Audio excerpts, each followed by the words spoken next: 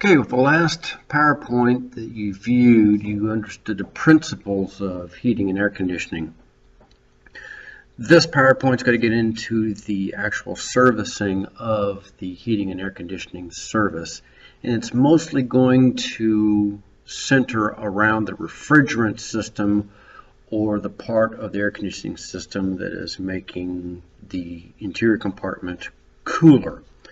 The heating part of it we've covered quite a bit in the past, mainly with the engines class because it has to do with the cooling system and antifreeze and the heater core. So that's pretty well self-explanatory at this point, and that is why in this PowerPoint we're going to pretty much center around the refrigeration system. Now, in the refrigeration system, it is important to point out that we're dealing with a gas or a refrigerant that when it hits atmospheric pressure, it will vaporize immediately. So that means that even the smallest leak, the smallest hole in the system, will cause the system to not work properly.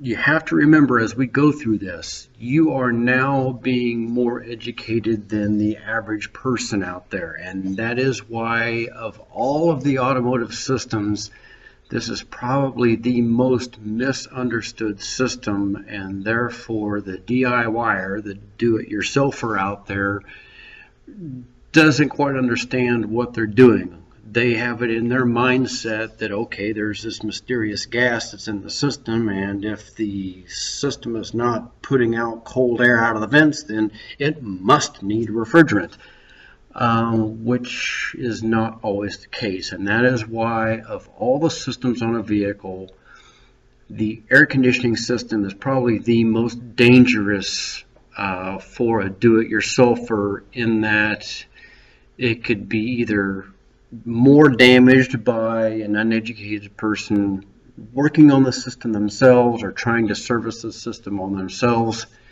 And as a result, we have a lot of people that are buying refrigerant over the counter at Walmart or AutoZone or O'Reilly and trying to service their system themselves, and in reality, they're going to be damaging the system more than they are helping or repairing the system.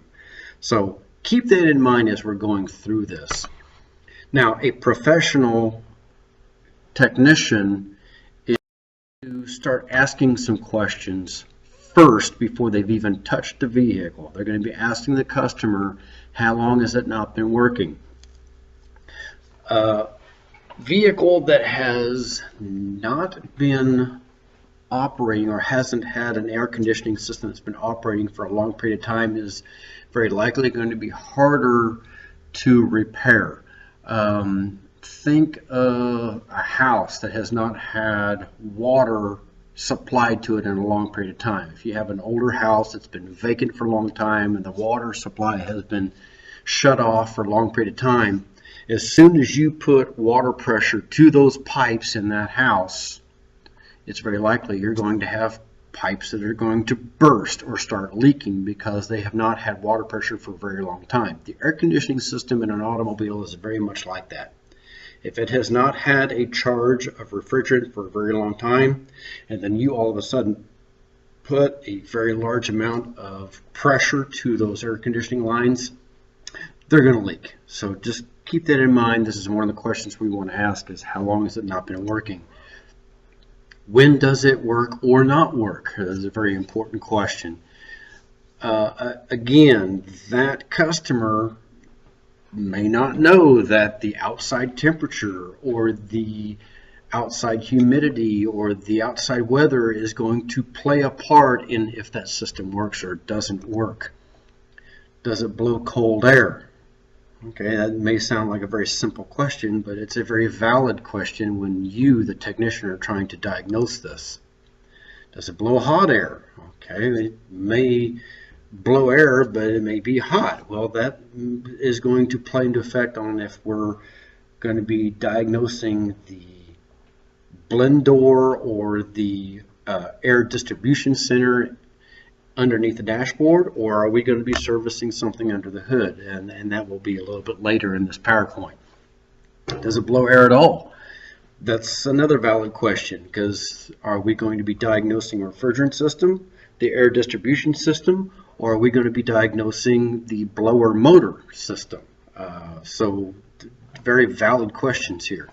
This is going to direct you in where you are going to be diagnosing. Which vents does it blow air out of? If it's blowing air, okay, is it only blowing air out of the defroster vents? Is it only blowing it out of the floor vents? Will it change from floor to center vents to defroster vents? Those are all valid questions here. What is the outside weather like? Ambient temperature? Is it humid? Is it dry? Is it cold? Is it raining? Is it snowing, etc.? And then once you've got done asking these questions, you need to go back to the car and verify that concern.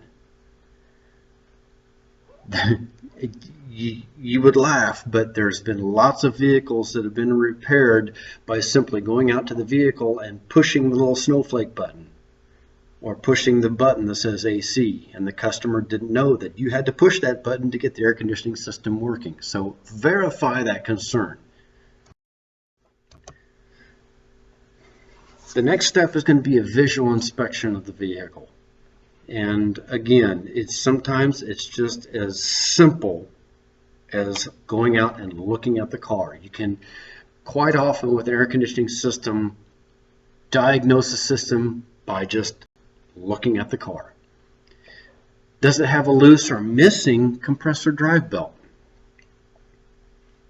Again, might seem very simplistic, but how many normal customers out there actually pop the hood of their car?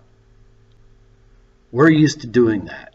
We're technicians, we've been around vehicles, we understand our way around the underside of the hood. But we are a very small percentage of the general population out there. Most people do not even look underneath their hood. And so they buy a car, they may have bought this thing used, and they push the AC button and they set up the AC in the vehicle and nothing happens. It may be as simply as opening up the hood and there's no belt on the compressor. Well, right then and there, if you see this condition, that ought to tell you something. That somewhere along the line, that compressor may have gone bad, and the owner at that time, rather than fix the very expensive air conditioning compressor, bypassed it, got a shorter belt, or just simply took the belt off of the air conditioner compressor because it's got a separate belt on it. I know some GM trucks have a separate belt for the air conditioner compressor.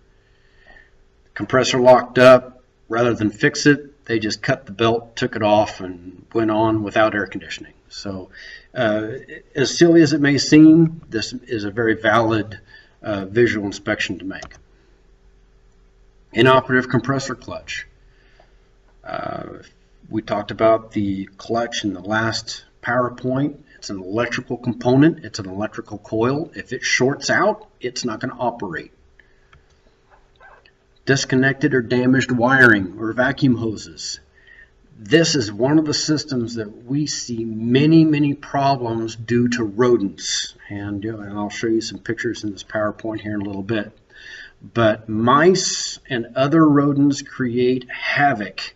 And the AC system is one of the systems that mice create a lot of issues that we see as technicians, whether it be in the engine compartment with vacuum hoses and wiring, or they love the boxes, the air conditioning, HVAC, and heater boxes that all these components are in underneath the dash. To them, it's just a big amusement park. If you've ever had a hamster or gerbil or a mouse or a rat as a pet, you know what I'm talking about. Just imagine those little cages that they sell for those pets. That HVAC box underneath that dash, that's what that looks like to these rodents. And so they like to make nests in these boxes.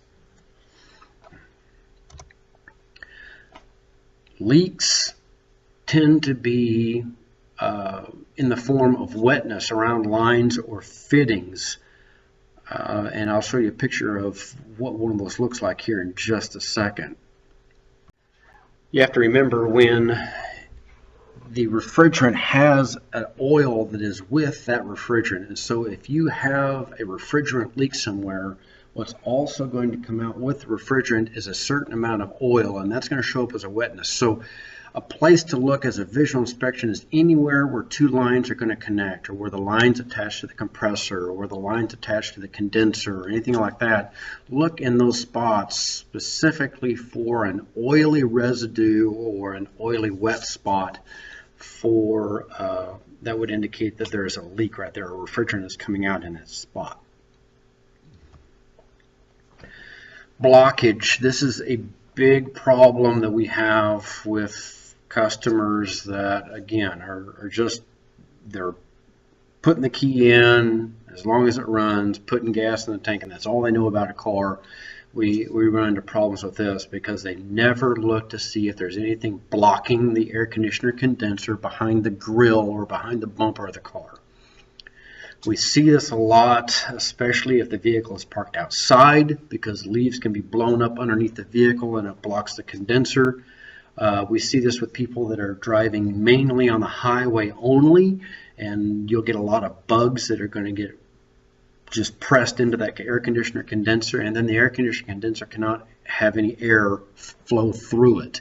And you have to have air flowing over that condenser to remove the heat from the refrigerant so they can go back and pick up more heat from the interior compartment.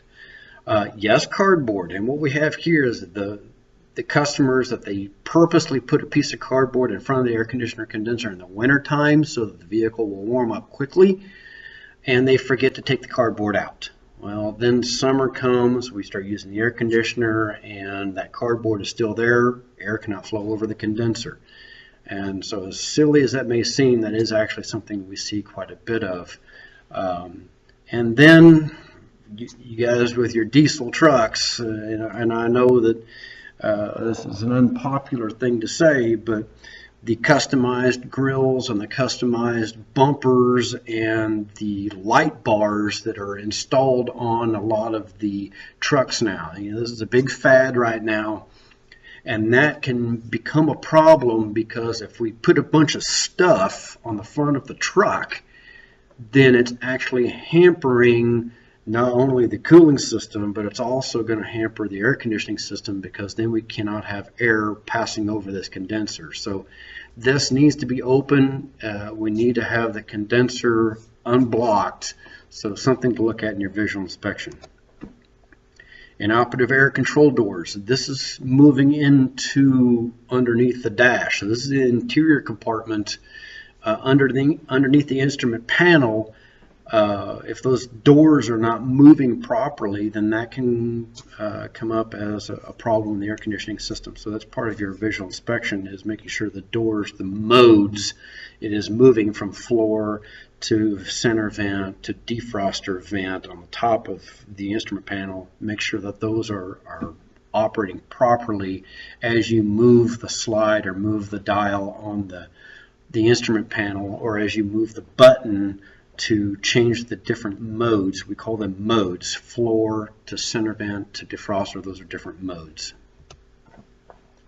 And the MIL, malfunction indicator light, or the check engine light. On these late model vehicles that have a fully automatic system, it can trigger a check engine light, or like some General Motors vehicles, they'll have an actually message board or a message center, and it'll say service AC system or something of that nature.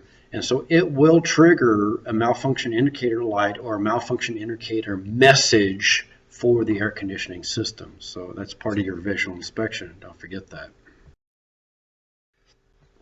So here's some photos that I came up with just to share with you to kind of punctuate that visual inspection. And you see on the left a person is checking either the flow of air coming out the vents. That would be checking the modes. You'd be able to check the floor and the defroster as well. At this time, the time to check temperature. You know, if you have the blend setting, and the blend is the dial with the temperature on, whether it be red or blue for hot or cold, or it might have temperature setting, or it might be like your house where you're going to set an actual temperature on a screen. You can change that and make sure that the temperature out that vent is changing as well, so that's indicating that. On the right is a blocked air conditioner condenser, and I might say here that that is probably the worst one I have ever seen. I have never seen one quite that blocked before. That's a definite extreme case. But that's a good example of leaves getting caught up underneath the bumper skin or behind the grill, and it's going to block that air conditioner condenser. If you've got something blocked or the fins are folded over, you're not going to have airflow over that condenser, and you have to have airflow for the air conditioning system to work properly. The top left here is an example of a leak. That is where oil is coming out, so there's a small hole in that air conditioner condenser where refrigerant, or freon if you want to use that term, is leaking out, and as it's leaking out, some oil is coming with it. In the bottom right picture, that's an example of an air conditioner compressor that has been bypassed. So that is what we meant by a missing belt. So if I saw this as a technician, it would be my assumption, and I realize that we're using the word assume here, but that would throw a red flag up for me to make sure that the air conditioner compressor is a good compressor. That right there would tell me that, hey, we've had a compressor fail and someone didn't like the cost of the replacement, and so they just simply bypassed the compressor and did without it, and so they're doing without air conditioning. Well, if the vehicle gets sold and the next person buys it, doesn't open the hood, and pushes the button for air conditioning and it doesn't work, they may bring it to you wanting you to fix it.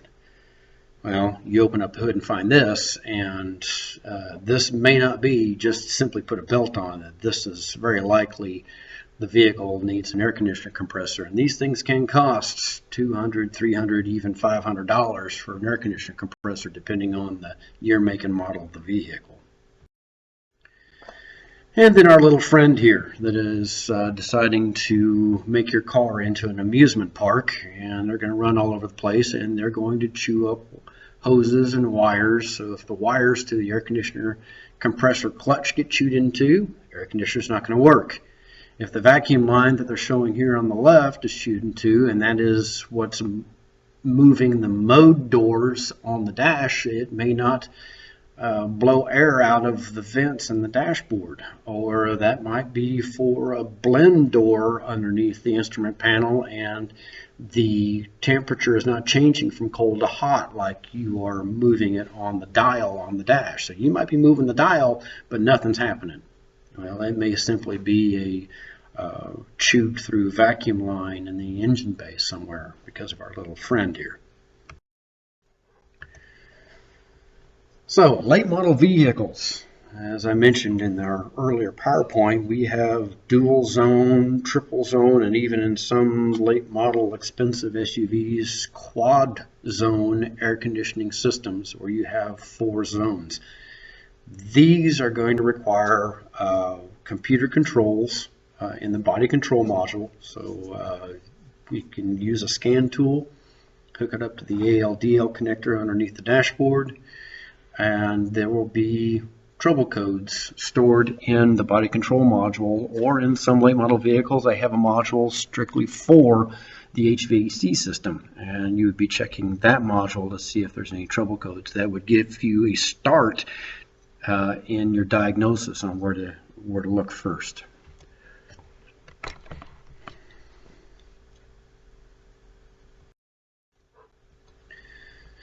It's important as part of your inspection to check the line temperatures. And what we mean by that is you're going to check the basic operation of the AC system. You're going to start the engine, you're going to turn the air conditioning system on, you're going to turn it on high, and allow it to run for a couple of minutes. So, that means get the engine running, and you want it to run for a little bit so that it can bring the temperature of the interior compartment down so you can do an accurate check.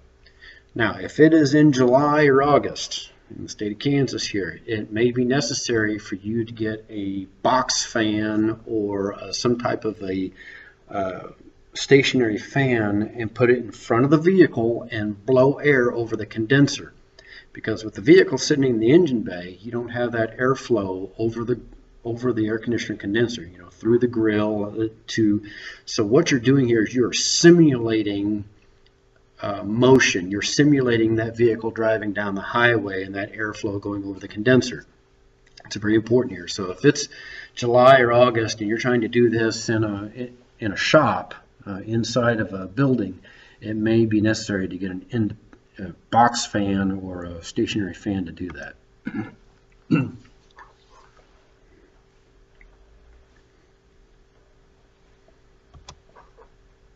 You're going to feel the refrigerant lines, and what I mean by that is you're going to use your sense of touch in your hands, and you're going to feel the lines underneath the hood of the vehicle.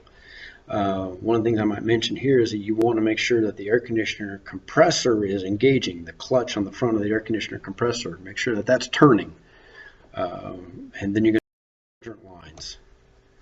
The high side, which we also call the discharge or the liquid line, should be warm or hot. Those are the small lines. The low side, suction or vapor side, that should be cool or cold. And those are the bigger diameter or thicker air conditioning lines. They should be cool or cold. And even sometimes there's going to be frost on them. So it's not unusual to see frost start forming on the outside of the accumulator dryer. That's on the low side, that's up near the base of the windshield. And so that also means that it's going to be an orifice tube system if it has an accumulator dryer. What this does is this is showing refrigerant is flowing. It shows movement of the refrigerant. If the low side lines are cold and the high side lines are warm or hot, then that means that you have got refrigerant flowing. That's a good thing. That is what you want. So here's a picture of an accumulator dryer. Notice the diameter of the tubes going in and out of this. Those are big, thick tubes. That's probably 3/4, 1 inch diameter tubes there. And so that means that that's on the low side, and those tubes and that whole device there, the accumulator dryer there, should be cold and even possibly showing frost on it if you have refrigerant moving through the system. Picture on the right is the high side or discharge line.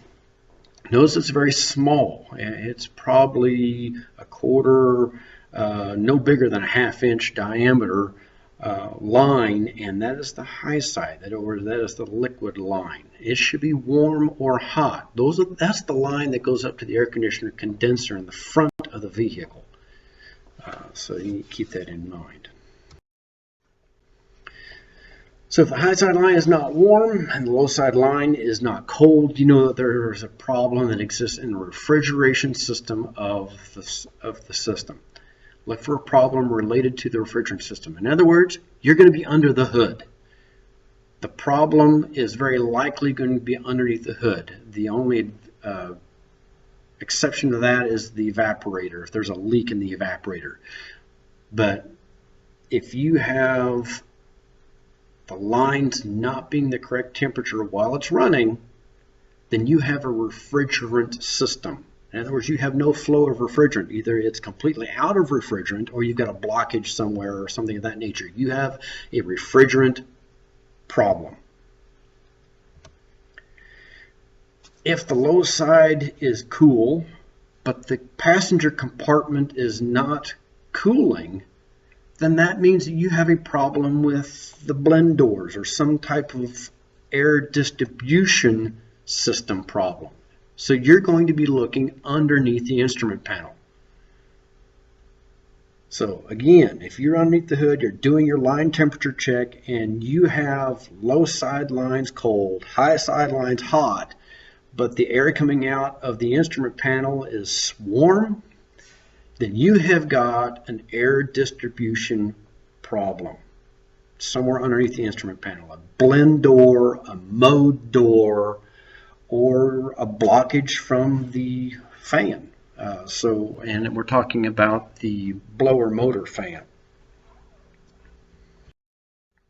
So here's a picture of the box, and inside this box is the air conditioner evaporator and the heater core, and you can look on the right side here.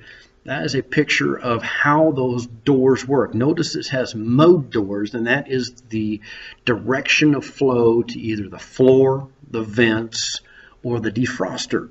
So that's what's going to control that, is the mode doors. And then you have the blend door that's there in the middle. That is controlling the blend or the temperature of the air that is coming through the system. And then you have a recirculation door. The recirculation door is what's going to determine if you're pulling fresh air from the outside of the vehicle or if you're recirculating the air that's already in the vehicle. And you can see the little squirrel cage fan there in the bottom right of the right side diagram there, and that's the fan that's going to blow the air over the evaporator and the heater core, either one and or both. So a good diagram to study, and that shows the inside of the box that's on the left. This right here is what we are now using to move those doors. This is a blend door motor or mode door motor. And it's very possible on a lot of these vehicles that the blend door motor and the mode door motor and the fresh door motor are all the same type of motor. They may look exactly the same. There is a reprogramming procedure on some of vehicles, so when you replace one of these, you do need to make sure that you're looking up the procedures and see if there's a reprogramming procedure that you have to do after you install a new one.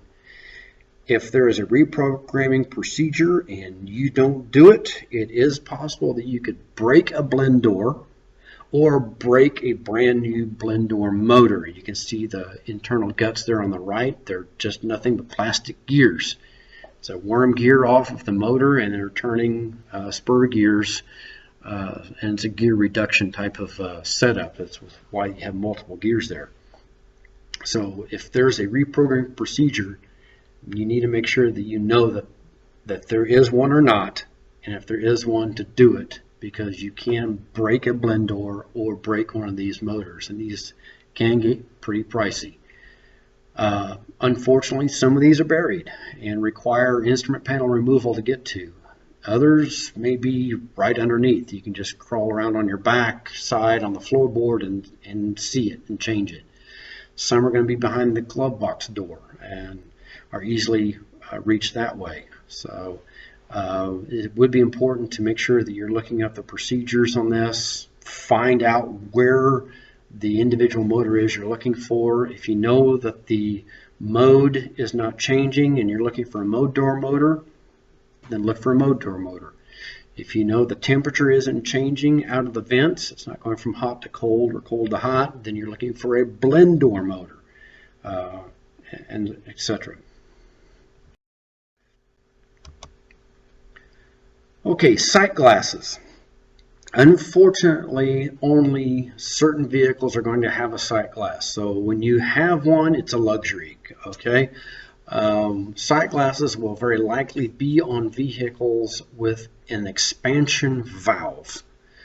And the sight glass will be on the receiver dryer. So that means that this is going to be on the high side or the liquid line of the system. So if you have the luxury of having a sight glass, it will be on the receiver dryer, and receiver dryers are on the high side of the system, usually towards the front of the vehicle, close to the air conditioner condenser. If it is foamy or bubbling, that typically means you're low on refrigerant. Now you might see an occasional bubble when the clutch kicks on or something of that nature. That's normal. But if you see constant bubbles, that means that you're low on refrigerant. If it's foamy, you're low on refrigerant.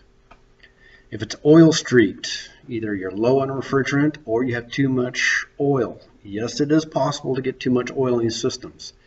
If you go into AutoZone or O'Reilly or Bluestem, it is possible to buy a can and it is refrigerant with oil charge. You only need oil charge if the system has lost oil. So we have a lot of DIYers out there that are buying these cans, charging their own system, and they're putting in oil when they don't need to put in oil. And if you have a system that has a slow leak and you've got a DIYer that's doing this on a repetitive basis, it is possible to overcharge the system with oil. If you overcharge the system with oil, then what you're going to have is it's not going to change in pressure because it's got too much oil in the system.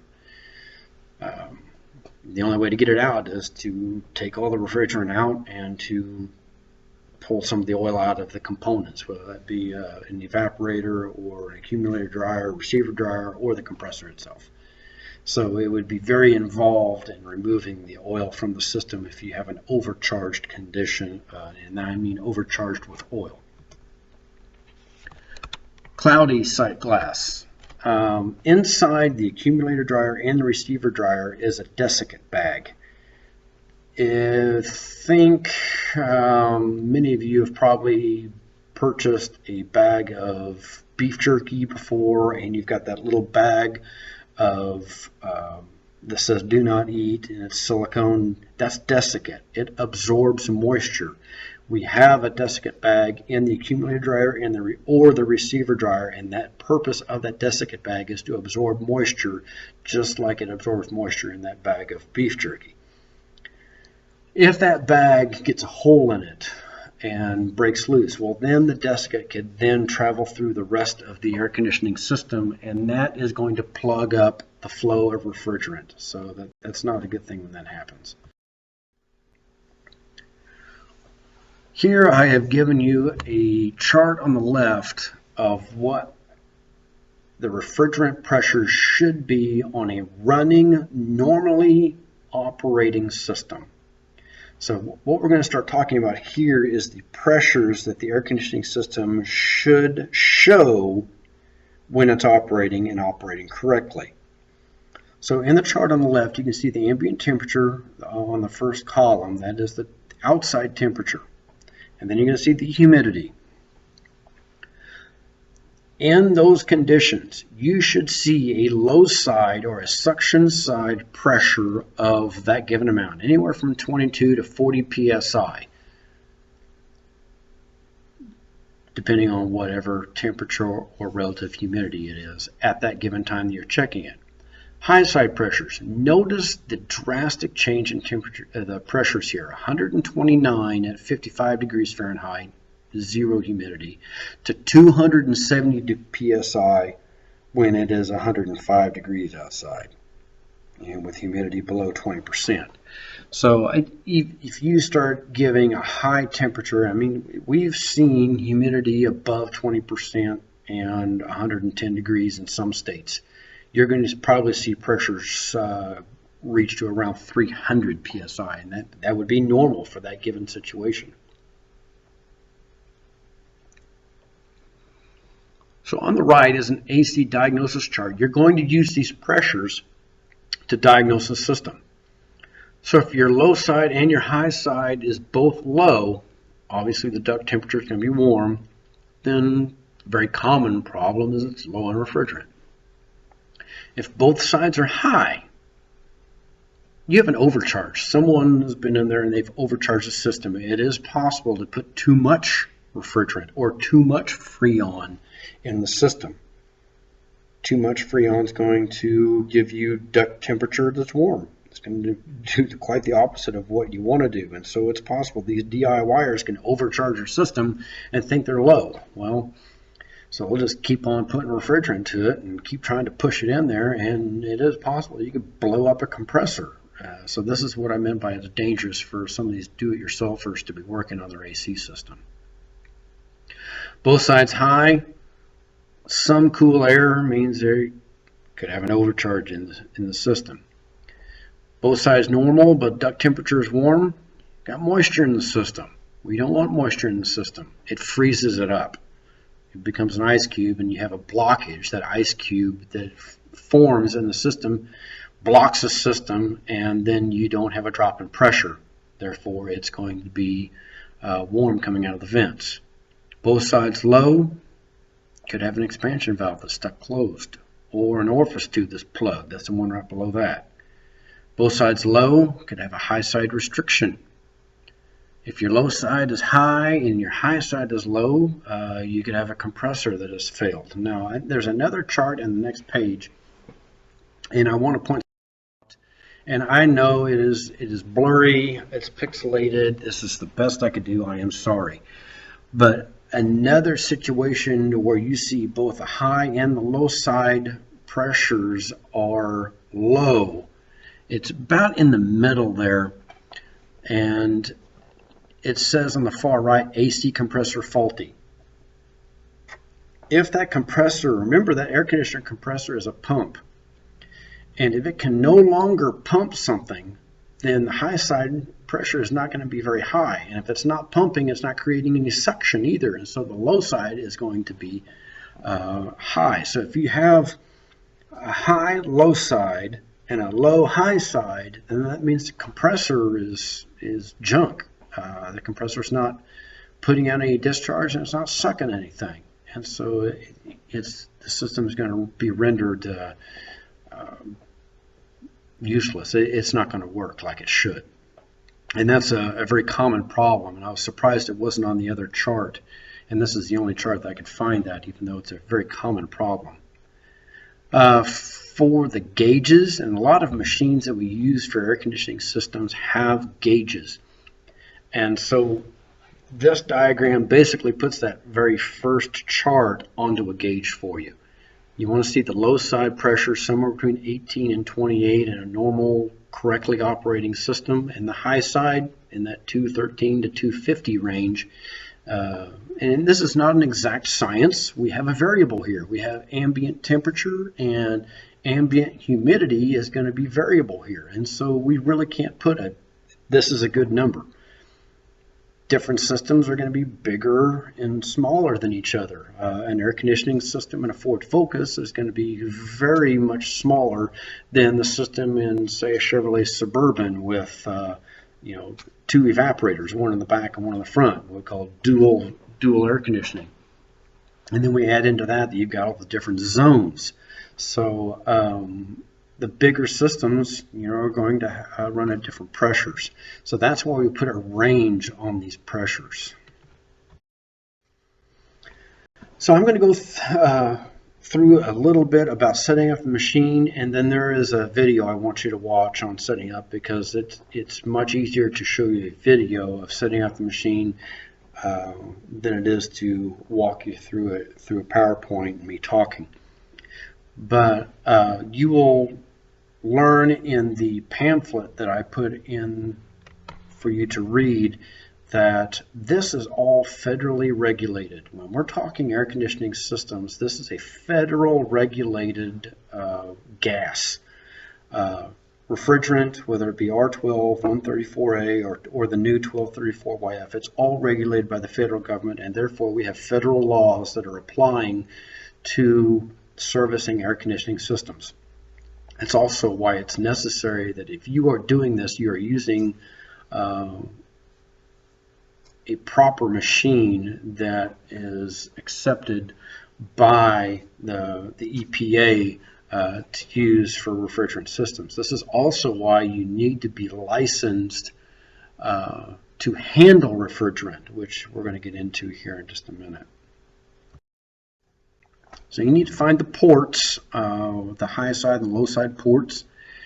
On some vehicles, they may be separated, and the high side port may be closer to the front or closer to the air conditioner condenser, and the low side port may be closer to the evaporator, like the Mercedes there on the left.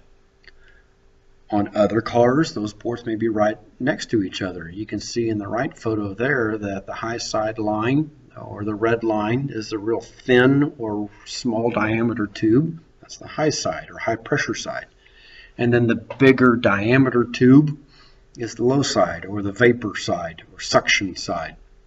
And that's shown there in blue. So you're going to hook up your gauges. A lot of these gauges will have a a turn dial, and you turn clockwise to open and counterclockwise to close on these valves. So you need to keep that in mind when you're doing this. So here's the video.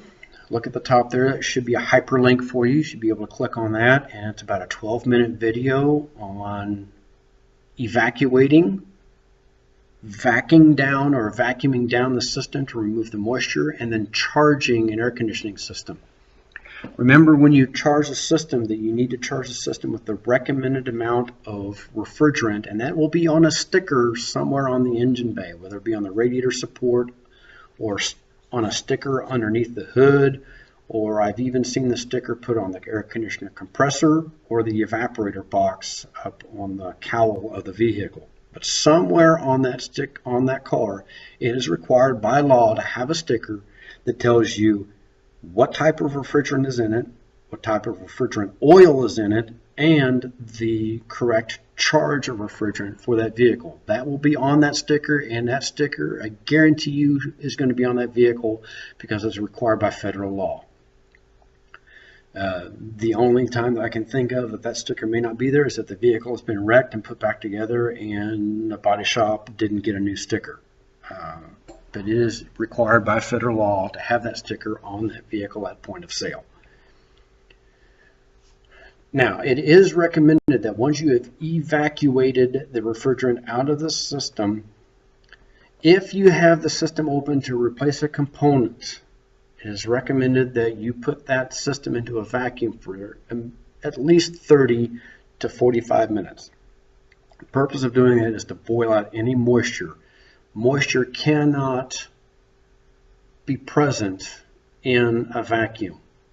You put moisture in a vacuum and it's going to boil the moisture away, and that's why we want to do that. There is a minimum required by law, by federal law, and that is at 2 minutes, so that even if we're just simply doing evac and recharge and we're not taking the system apart, we still need to put it into a vacuum for a minimum of 2 minutes. And you're going to learn that in the booklet that I put out from ASE.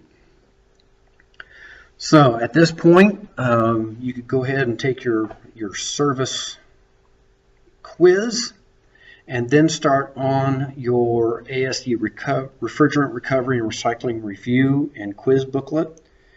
That booklet, I've put a lot of instructions for you on Moodle, but it is important that you read that, and the highlighted portions are extremely important because a lot of that is the law.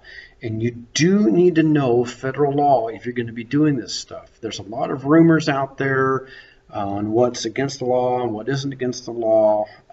Be aware of that when you're reading that. No fact from rumor, okay? Make sure that when you're reading through that booklet that you are looking for the answers to those rumors that you have been asked or been told by other people. Is it illegal to tell a customer that you cannot top off their system if there's a leak? Those are questions you need to be asking yourself as you're reading this booklet. Repetitive top-offs, there's a gray area here. It's illegal to knowingly vent refrigerant to the atmosphere. Well, if a vehicle comes into the shop and you know it has a leak, are you knowingly venting refrigerant to the atmosphere? That's the gray area. So look through this booklet, answer those questions for yourself so that you can correctly answer to customers what is federal law and what is just someone making up a story to sell you some refrigerant. Also, something else in this book I want you to be very conscious of is drop-in refrigerants. There are a lot of drop-in refrigerants out there that are sold over the counter. Red Tech 12 is one that comes to mind right now. We were in class, I showed you on the can, it's in some very small fine print down the bottom of the can. And Red Tech 12 contains a what they call hydrocarbon. Now, if you think about a hydrocarbon, what is a hydrocarbon? Anything that's a hydrocarbon is a fuel. So Red Tech 12, if it says it has hydrocarbons in it, that means that there's propane in that. That is not an accepted drop-in refrigerant, and therefore not federally legal to put in a system for hire. So the question then comes up, then why can they sell it over the counter? Well, they can sell whatever they want to, but as soon as you start putting it into a system, that's when it becomes illegal. So know that, and that's what that booklet is for, and that's what the quiz is for. When you're done with that booklet and following the instructions on that, take the quiz, open book, and then you can get online. There's make a profile in the ASC website, and then you can take the very same quiz online. There's a small charge, I think it's $15, and then you will be licensed to handle refrigerant by taking that quiz. So if you can have that quiz in front of you when you're taking that online quiz, it's open book, and you should get 100% on it if you're following those instructions. So if you have any questions, call me, email me, Facebook message me. I don't care how you do it. Just if you have questions, make sure that you are contacting me in some way.